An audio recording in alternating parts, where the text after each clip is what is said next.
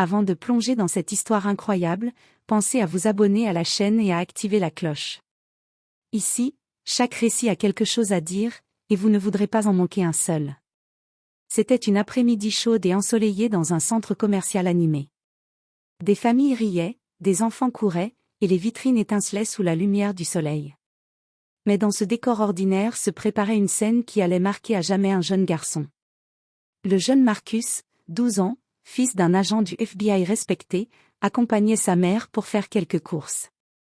Il avait grandi dans l'ombre des exploits de son père, conscient du poids de son nom, mais toujours innocent et insouciant à sa manière. Ce jour-là, il portait son sweat préféré, et son sourire radieux illuminait le couloir principal du centre commercial. Soudain, un vigile, imposant et au regard froid, s'approcha de Marcus. Il le fixait avec une hostilité inexplicable, et ses yeux se plissèrent quand il remarqua la couleur de sa peau. Sans raison valable, il pointa du doigt Marcus, d'un ton sec et humiliant, commença à l'accuser de vouloir voler dans la boutique voisine. Les mots du vigile étaient tranchants, humiliants, et résonnaient dans l'espace ouvert du centre commercial. Puis, dans un acte de cruauté insensée, le vigile attrapa un flacon de parfum sur l'étagère, et sous les yeux horrifiés des passants, força Marcus à en boire quelques gouttes, riant de sa peur et de son malaise.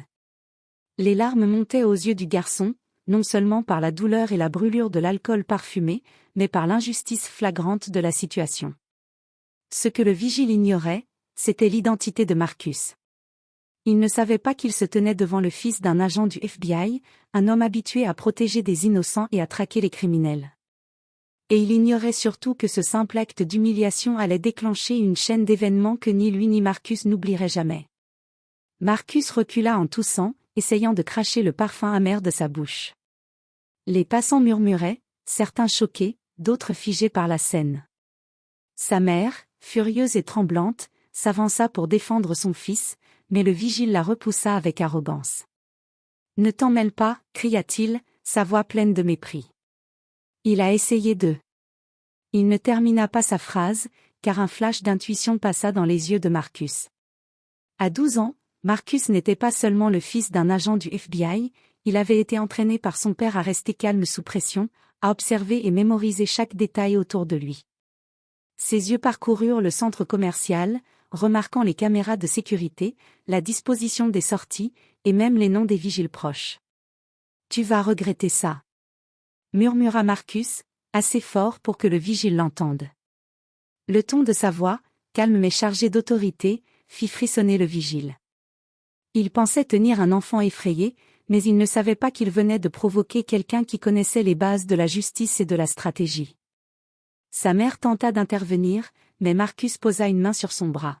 « Maman, recule, laisse-moi gérer ça. » Le vigile, pensant jouer sur la peur de l'enfant, continua de rire, mais un sentiment de malaise s'installa en lui. Il avait sous-estimé Marcus. Il ne connaissait ni sa lignée, ni les compétences qu'il avait héritées de son père.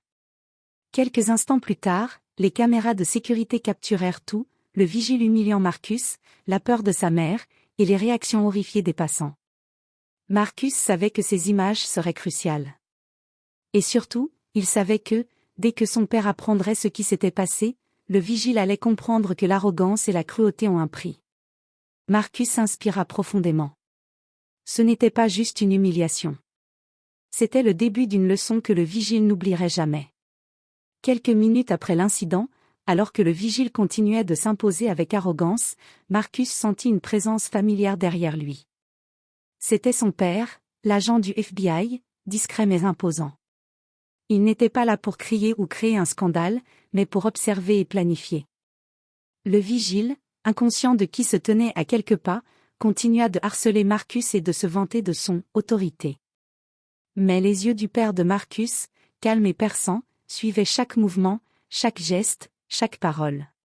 Il n'avait pas besoin de révéler son identité tout de suite. Il savait qu'il pouvait retourner la situation à son avantage. « Marcus, recule un peu et reste calme », murmura son père. Marcus hocha la tête. Il comprenait exactement ce qu'il devait faire.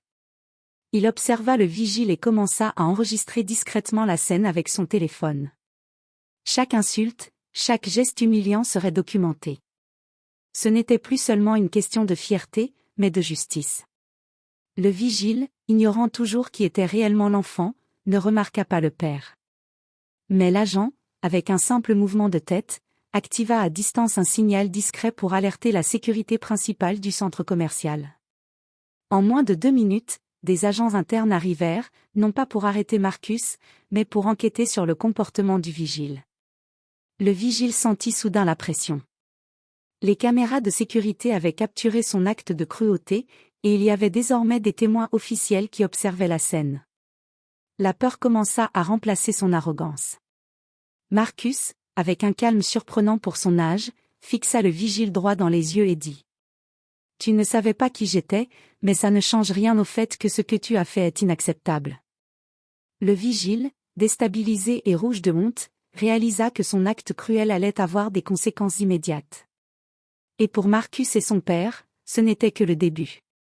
La vraie leçon ne faisait que commencer. Le vigile était maintenant sous le regard attentif des agents de sécurité et de plusieurs témoins choqués. La tension dans le centre commercial était palpable. Il sentait sa réputation et son autorité s'effondrer à chaque seconde, mais il refusait de montrer sa peur. Marcus, toujours calme, approcha lentement. Il ne montrait aucune rancune, seulement une assurance qui déstabilisait le vigile.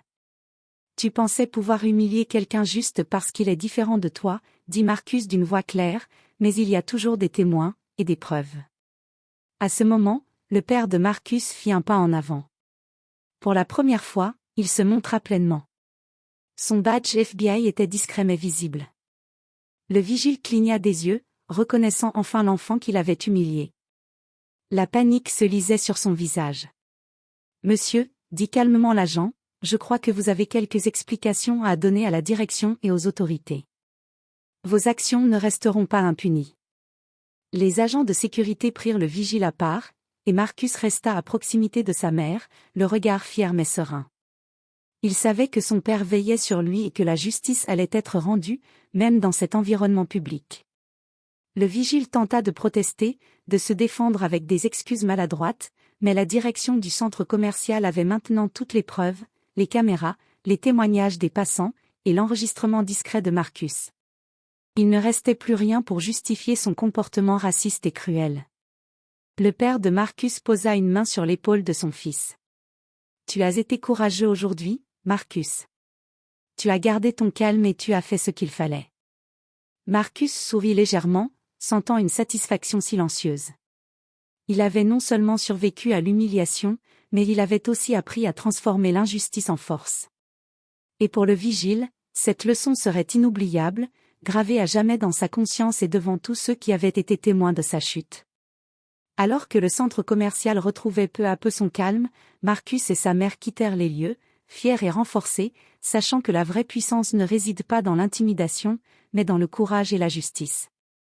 Quelques jours après l'incident, le vigile avait été suspendu, puis licencié pour comportement discriminatoire et abus de pouvoir. Les autorités du centre commercial avaient transmis toutes les preuves aux responsables locaux, et une enquête officielle avait été ouverte. Sa réputation, autrefois solide, était désormais ternie pour toujours. Marcus, lui, était devenu un petit héros discret dans sa communauté. Ses amis et camarades d'école parlaient de son courage et de son sang-froid, mais il restait humble. Pour lui, il ne s'agissait pas de gloire, mais de justice. Son père, fier, lui avait appris que la vraie force venait de l'intelligence, de la patience et du respect de la loi.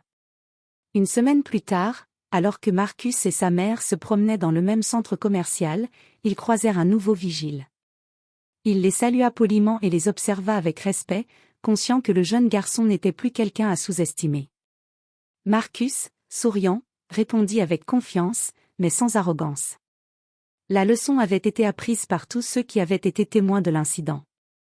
Et quelque part dans l'esprit du vigile renvoyé, une vérité s'était gravée: l'arrogance et la cruauté, surtout basées sur la couleur de peau ou la peur, finissent toujours par se retourner contre ceux qui les pratiquent.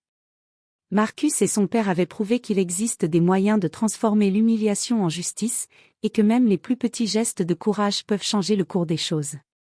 Le centre commercial reprit son rythme normal, Mais pour Marcus, cet épisode resterait à jamais un symbole de force, de justice, et de la vérité que l'injustice ne triomphe jamais lorsqu'elle est confrontée au courage et à la sagesse.